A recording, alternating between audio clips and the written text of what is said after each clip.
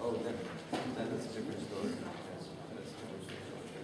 But even just if you're in the desert versus the Netherlands, you might want to use that. So that AM 1.5G is 50% direct sun, 20% diffuse. Right? So we'll work on that.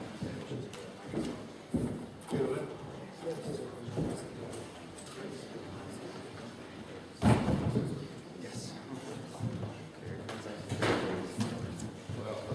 Good morning. My name is Ebenezer, and I recently joined YouTube as a faculty.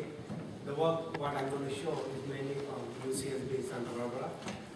The title of my talk is basically developing next generation of electronic devices. So it's mainly on a light emission process other than on a basically like basically on electronic home connection. So the talk is divided into three basically areas. It's a light emitting transistors. Second one is a split gate FED based on PCD, BT, PC70BM. And then finally I will talk a little bit on organic laser because the papers are started coming up mainly on electrically how to make electrically from basic. So the light emitting field effect transistor is basically a very new device concept. It's about 4 years I would say. The group working is UCSB and again so it's a three-terminal device. You can see it's a gate, source, and drain. It combines a light emitting diode with a field effect transistor in a single device architecture. So because of this unique property, which has a FED and light emitting property, it has multiple applications. So for example, it has application in smart pixel in a display. It can use as a communication device, integrated circuit, sensors basically which into account of the electroluminescence at the same time you can monitor the current in the device. So it has a potential application in the sensor, and there is another application basically electrically converter. I will briefly go through this application during this talk.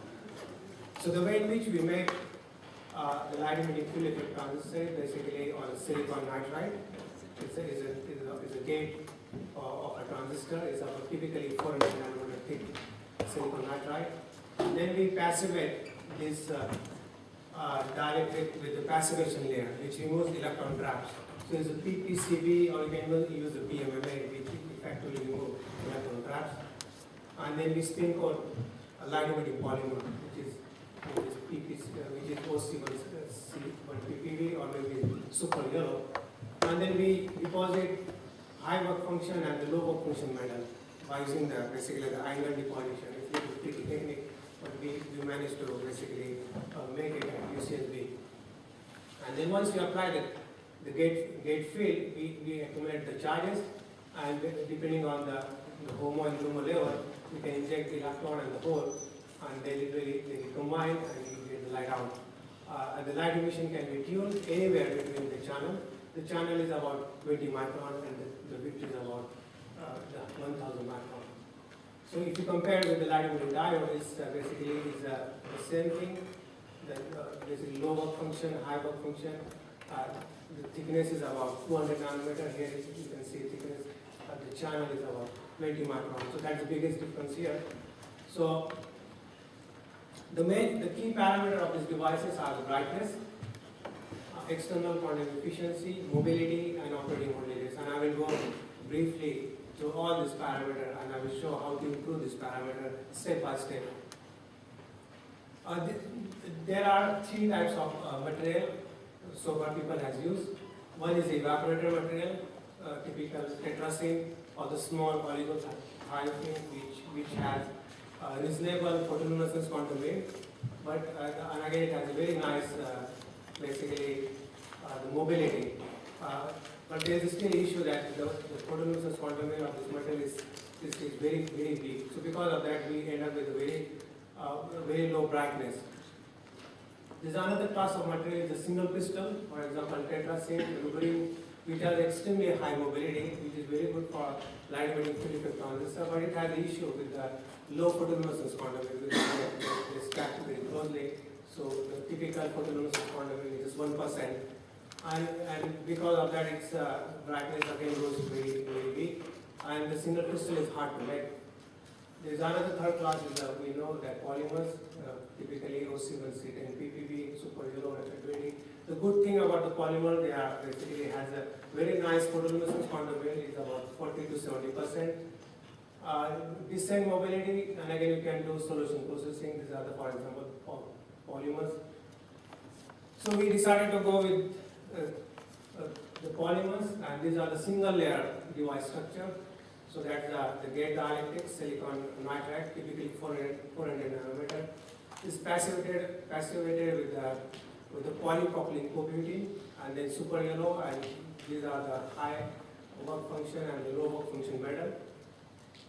We can get a nice characteristics. These are the output characteristics. The blue line corresponds to the current, and the red line corresponds to the brightness. We can get a very nice up to 300 candela per centimeter square. And these are again the output characteristics, which gives more or less a similar number.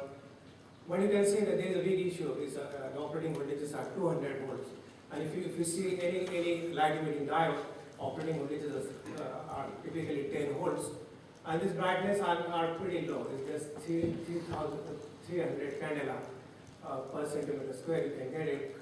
And in typical light emitting diode configuration, this number can be as basically it can be 10,000. Even it can get easily 20,000. And this number is even pretty low. So the key issue is that how to improve these numbers basically. That at that time this material was the best material what I was having for the light emitting field effect transistor. So the requirement for the light emitting material is very high basically. These are, you must have to have the high mobility, high photoluminescence quantum field. We need to inject both charges, basically electron and the hole. Not only that, they should also transport both the electron and the hole mobility. They should have the descent electron and the hole mobility. And if you ask to any chemist to make this kind of material, they will say this is impossible task, so we can't make it. So basically I was literally stuck.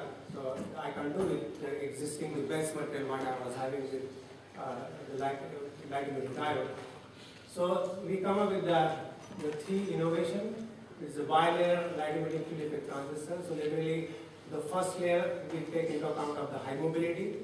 The second layer will take into account of the high photoluminescence quantum field.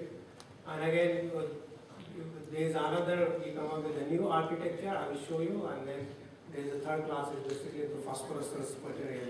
It's the first time we demonstrated phosphorescence in a light emitting field effect transistor. So these are the bilayer FET structure. This is the silicon vapor as a gate, silicon nitride, polypropylene co-butene, which basically passivate the trap. And that's the high mobility material, PBTPT, which has a typical hole mobility about 0.1, and they are solution process. And we spin coat light emitting polymer over here. So this material will take into account of the mobility of the device, and this material will take into account of the electroluminescence of the device. And then we again deposit by angle deposition, low work function and high work function metal. And you can see that the performance are very nice. The current has gone up to 100 microampere. Brightness has shoot up to 2,500 candela. The mobility is pretty nice, descent. And again, you can see the light is coming up close to the calcium electrode. And you can see that we can literally tune this the light emission within the channel, provided that we have the equal number of electron and the hole electron and hole mobility are matching. But here you can see the electron mobility is pretty weak compared to the hole mobility. So everything comes close to the calcium electrode. And because of that, there is a mismatch of the electron and hole mobility, we really drop the external quantum yield. So this external quantum yield is about 0.15%. So this is very low quantum yield. And if you do not use basically the polypropylene co-butene, we reduce further, it's 0.05. So we got very good improvement in this by using the bilayer structure. We again come up with the tri-layer structure, and I will show you with this tri-layer structure how to improve the device performance. And we know that the light emitting field effect transistor, there is a multiple layer with the high refractive indexes. So that because of this high refractive index material, we literally lose 80% of the light, which is trapped inside those layers. So we come up with this new architecture. So that's the conducting silicon vapor. And we basically put lambda by 4 thickness of a low refractive index material, which is silicon oxide. And then high refractive index material, which is again silicon nitride, with the thickness we precisely tuned to lambda by 4. And we put 3 stacks of this multi-layer architecture. So this multi-layer architecture is basically a gate dielectric, which has a multifunction, which basically not only used as a gate dielectric, but it can also use to improve the light efficiency. And again, the polypropylene core butene, PBTTT, and the light emitting polymer. So these are the active layer, these are the whole transport layer, which is PBTTT. And again, we put calcium and the silver as a low and high work function metal. So with this architecture, we literally managed to improve efficiency by a factor of 5. The brightness has gone up to almost to 4,000 candles. And these numbers are extremely high. These are the highest number in the literature, 0.9 candle per ampere square. And the on-off ratio of this device is pretty nice. And the way in which it works is basically it has a high reflectivity, this DVR structure, and this reflectivity can be literally tuned according to the material what we are using. And if you see the dielectric constant, they are, because of the thicknesses are pretty high, we lose little bit dielectric constant, something like, if you have the control device, the dielectric constant is 16 nanofarad. And if you have a DBR structure, because they are lambda by 4 thickness, and again, there are about 6 stacks. So it's, we lose it a little bit. But still, the gain is substantially very high. And the same principle can be used for MEHPPV. And the emission wavelength can be tuned precisely, and you can still improve the brightness by a factor of 3. This paper which is submitted to Nature Photometrics is under peer review. So we managed to get it very decent light emitting field effect transistor, and then finally we wanted to go with the new device using the phosphorescence light emitting field effect transistor. As everybody knows, this kind of material is they are solution based. These are iridium complex, and these are the charge transporting dendron, and these are the surface groups. They are solution process, and they are very successful in a light emitting diode configuration. You can literally end up with 100% efficiency. And we decided why not to use this material in a light emitting field effect transistor. So the main issue with the dendromer is that they have very low mobility, 10 to the minus 5 to 10 to the minus 6. So because of the low mobility, they are literally useless in a light emitting field effect transistor, because you need to have the high mobility. So in order to improve the mobility, we went with the bilayer architecture. So bilayer is basically the first layer will take into account of the high charge transport, and the top layer will take into account of the very high photoluminescence or the electroluminescence. So by using this two bilayer approach, we fabricated the device. So this is a device architecture. This is a doped silicon. These are the highly conducting silicon vapor. This time we use the silicon oxide as a gate dielectric. These are the PBTTT, the whole transport layer. And then these are 20% iridium G1 blended with the CVP. By the way, these materials are basically developed by Paul Byrne. And the channel length of this device is again 20 micron. The width goes about 1,000 micron. So we can get a very nice decent characteristics. That's the light emission coming close to the calcium electrode. And if you do not have the blend, because if you do not use the CVP is some sort of the ambipolar material, and if you do not blend it, you literally get, you have very low external quantum efficiency. But if you blend it with the CVP with 20% blend, you end up with a little bit higher external quantum efficiency. So we managed to find some some way to get the better performance using the bilayer. And the same technique can be used with a different dye. These are the commercially available red dye. Again, the phosphorescence iridium-based compound. And as a single layer, the mobility of this material is extremely low. So we can't make the devices of this material in a single layer. So we have to blend it with PTA. This is again amorphous polymer which has a higher, this is basically wider band gap. And we blended it with about 10% in a PTA. And the same device architecture with the PBTT as a whole transport layer, and calcium and silver as the electrode. And we still have, we managed to get again the same characteristics with the red dye, which is again a commercial dye. So this technique is very successful in the bilayer structure. You can even go with the fluorescence material, you can even go with the phosphorescence material.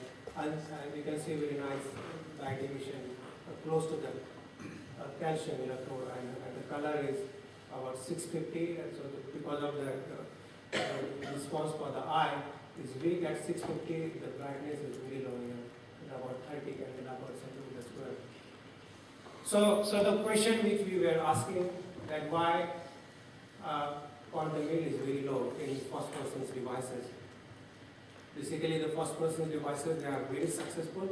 In a light emitting diode configuration, you can have as good as 100% efficiency. So why the numbers are so low in a field effect transistor? And the answer is basically we literally split all these equations. So EQE is basically a function of quantum yield of capture, quantum yield of the spin, quantum yield of radiative, photoluminescence quantum yield, and this is the escape part, which take into account of the refractive index. So the escape part is 20%, the photoluminescence quantum yield is 80%, and the spin statistic is 1%. So the left part is basically charge capture.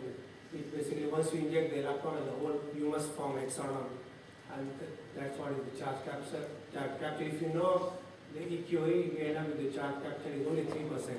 So the charge capture of this device is extremely low, and the way in which we understand is that all the holes are sitting in the PVDT layer, and the electrons are over here, so there is hardly any recombination.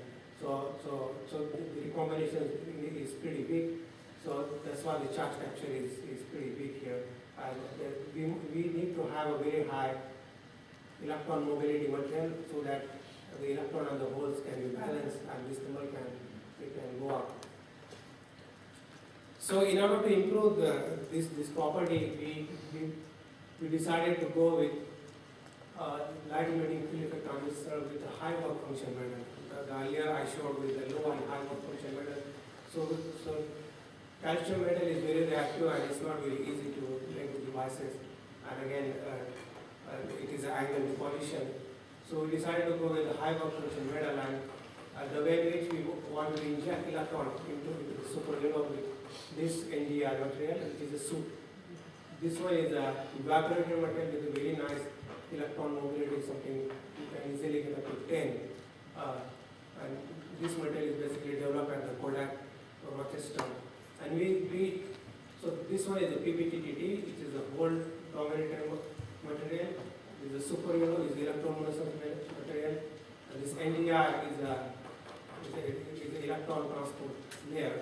And again, this is a high and low function metal. And we can get the bilayer characteristic very nicely. We can get both the electron and the hole. And again, the light emission is coming up. So this concept was shown already almost 6 months. The Muccini just recently come up with the paper, exactly the same trial architecture, he published in Nature Material, I think. The only difference with his devices and my devices is that his number is extremely high. It's something he says about 5% external efficiency. Our number is very big, but the concept is already there. We already showed it almost 5 to 6 months before his paper appeared. So we went even one step further with this device. We decided why not to do the CMOS kind of inverter, because we have both P-type, we have also the N-type, so why not to connect back to back to make a CMOS inverter. Just to give you very briefly, the CMOS inverter is building blocks of logic circuits. They are the heart of the microprocessor chip, and you can basically make it by using the integration of P and N type transistor. So we literally connected back to back this transistor, and this is a V in, and this is a V out. And you can see that these are the light emitting material. So the light is really coming up. You can see these are the tiny lights at the edges. And you can see this is the input and output. You can see very nice, basically the characteristic which is typical for the inverter. Not only that, they are also the light emission. So you have the electrically on-off switch, at the same time optical on-off switch. This is optical high, this is optical low, optical high, and optical low. So this is the first demonstration of light emitting inverter. Then I will move to the next topic, which is the split gate organic field effect transistor. So we decided to go with the split gate because we still need to have a complete control over the charge transport. In a field effect transistor, we don't have very precise control, and then if you really want to have a very high brightness material, you need to have a control over charge transport. And the way in which we make this device is we literally separate the gate. So these are the gate 1 and gate 2, which are separated by 4 micron distance, and that's why we call the split gate. And then we evaporate basically silicon nitride, which is a dielectric, and then these are again the passivation layer, and we do the lithography so that we can open this gate 1 and gate 2, and then we spin coat the organic semiconductor. The organic semiconductor is used in this case is the PCDBT PC70BM, because we wanted to see the control over the electron and the hole, so we thought maybe this material might be the best to see how we can do in the split gate architecture. The way in which the device look like, so these are the split gate architecture. You can see the gap about 4 micron. The most difficult part is basically aligning the source and the drain electrode. The source and drain electrode are precisely aligned across this channel, and we managed to do it with the shadow mask.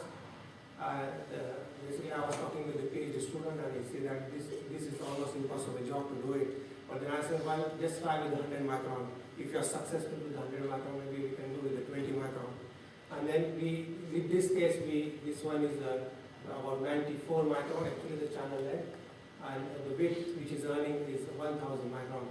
And that's the way the device architecture look like. That's the split gate, and these are the basically dielectric constant. That's the PPCB, and this is the bulk heterojunction, which gives the 6% efficiency in a solar cell. So if you operate this split gate device as a 3-terminal device, assume that G1 and G2 are operated identically, then you have a nice, basically the characteristics. These are the P type, these are the N type. The only difference, if you don't have the split gate, let's say the G1 and G2, there is no gap, you will end up with the same architecture, the same characteristic. The only difference is the electron mobility drop by a factor of 5. So this demonstrates that we can operate the split gate architecture. But now the most important part is that if VG1 is not equal to VG2, then what exactly happens? So in this case, when VG1 is not equal to VG2, you can see a very different characteristics, and it is very hard to understand what's going on. So the best way to understand is on this plot. So let's say when VG1 and VG2 are positive, and we connectively fix VDS equal to -100 volts. So when VG1 and VG2 are basically positive, the transistor work as an N-type because it can accumulate electron and electron on both sides. So they operate as an N-type. The same thing if you change VG1 equal to VG2 with the positive bias, the negative bias, you end up with, you accumulate the holes here, and the transistor operate as a hole dominated transistor. If you change the polarity, let's say VG1 and VG2 with the plus and minus, then you end up with some kind of plus minus category over here, and they can be operated as a diode. So in this case, this is a diode in a forward direction, and this one is in a reverse direction. So by using the split girder architecture, we can literally pull the charges inside the channel area, and we can get, we can literally control the charge transport. We can switch the device from bipolar to unipolar or unipolar to bipolar. And again, it has the implication that we can make a very high performance lighting field effect transistor by literally pulling the electron inside the channel, and again we can recombine in this area. So that's the next challenge which I'm going to do it probably over here. There is another application for the split gate, that the split gate, using the split gate we can improve the transconductance, and this is nicely shown in both P and N channel. The split gate originally used to improve the transconductance of the device in inorganic semiconductors. Finally, I will touch this area, the organic semiconductor lasers. They are coming actually, I think in the last 1 year, probably I might have basically reviewed at least 3 or 4 articles claiming that they already made a lighting, they already made induction laser, so they were the false claim. And again, there are literally, I would say, about 7 to 8 articles in literature which they say that they achieve the lasing. So far, there is no injection lasing, and we published this article in Nature Photonics to just show that if somebody make injection lasing, what should we look at and what are the criteria to judge for it. And briefly, we need to have a high current density, very low optical threshold, reduce optical losses, and also losses because of trip rate. So the challenge, people have tried to use it in a diode configuration. So the diode configuration, we can use it, but probably in a field effect transistor, there is a possibility. And if I ask the question how much current density we need it, we literally need up to 60 kiloampere per centimeter square. This is extremely high number. And in a typical diode, you have only 10 milliampere per centimeter square. So there is a hope that in a light emitting field effect transistor, one can achieve electrically pump lasing. So basically, we really wanted to have a material which has a very low optical threshold, and we are working on it. So the way in which we do it by using nanoimprint lithography. So this is a hard mask, and these are in a field effect transistor configuration. By using this hard mask, we use the lithography, and we can pattern. These are the one-dimensional arrays. These are the two-dimensional arrays, and we do the optical pumping. And you can see that if you have the two-dimensional grading, there is no losses basically. The losses are the threshold is exactly the same. So by using this kind of architecture, there is a possibility because we can align the polymer in one direction, and again we can reduce the threshold in this direction, and again we will come in this direction. So this is another example. We use the disfluorine dendromer developed by Professor Paul Byrne, and the threshold is extremely low. They are again done with basically the soft non-imprint lithography.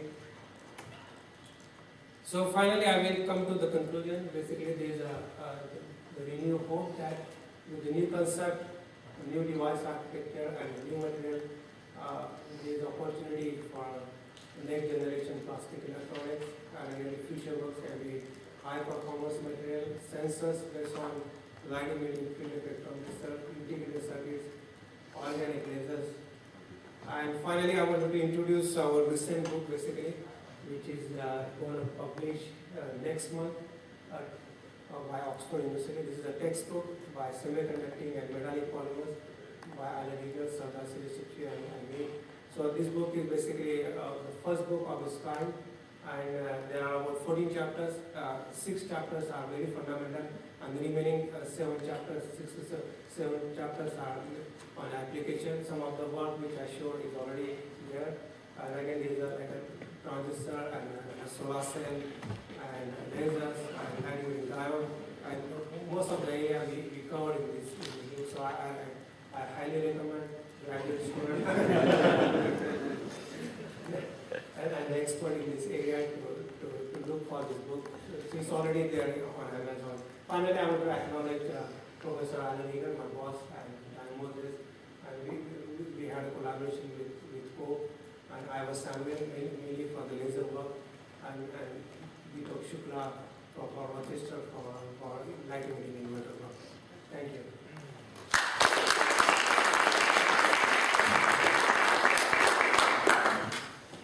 Any questions?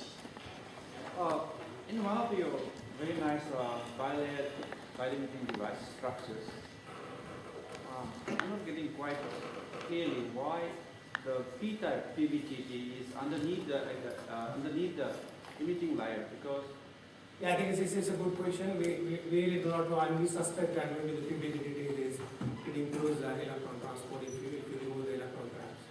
So that's the only I can tell you.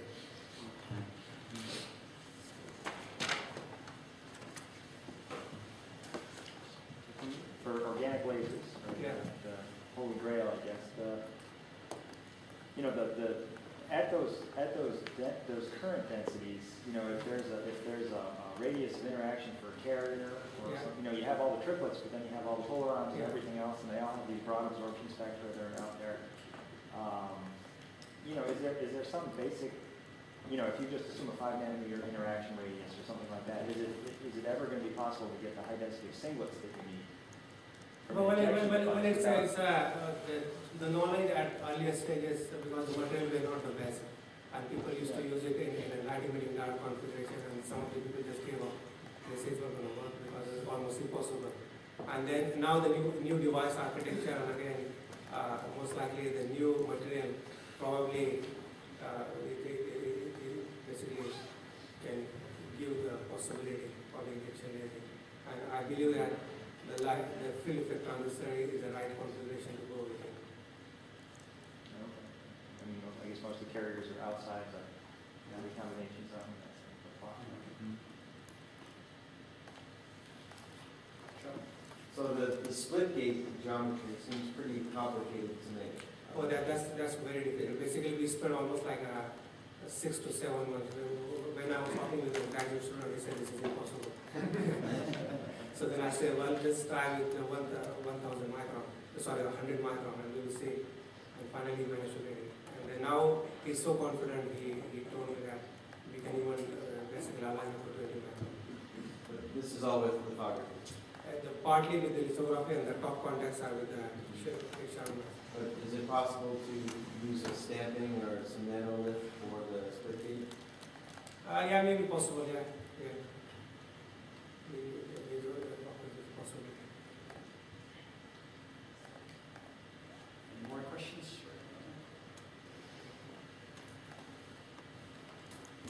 No, let's thank you.